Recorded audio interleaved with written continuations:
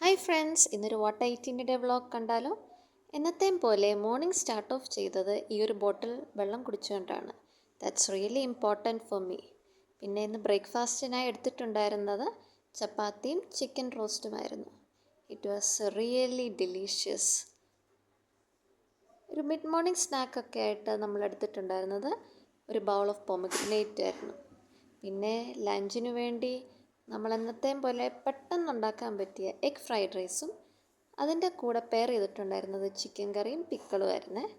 പിന്നെ ഒരു നാപ്പിനൊക്കെ ശേഷം നമ്മളെല്ലാവരുടെയും ഫേവറേറ്റായ എഗ് പഫ്സും പിന്നെ നല്ലപോലെ പാല് പതപ്പിച്ച ഒരു ബ്രൂ കോഫി ഉണ്ടായിരുന്നു. എഗ് പഫ്സിൻ്റെ കാര്യം ഒന്നും പറയാനില്ല. It was really yummy. കഴിച്ചു തീർന്നതേ അറിഞ്ഞില്ല. ഡിന്നറിന് വേണ്ടി എടുത്തിട്ടുണ്ടായിരുന്നത് വെള്ളയപ്പം കടലക്കറിയായിരുന്നേ. പിന്നെ ഉറങ്ങാൻ പോകുന്നതിന് മുമ്പ് കുറച്ച് സ്വീറ്റ്സൊക്കെ കഴിച്ചിട്ട് ഡേ അങ്ങ് വൈൻഡപ്പ് ചെയ്തു. ബായ്.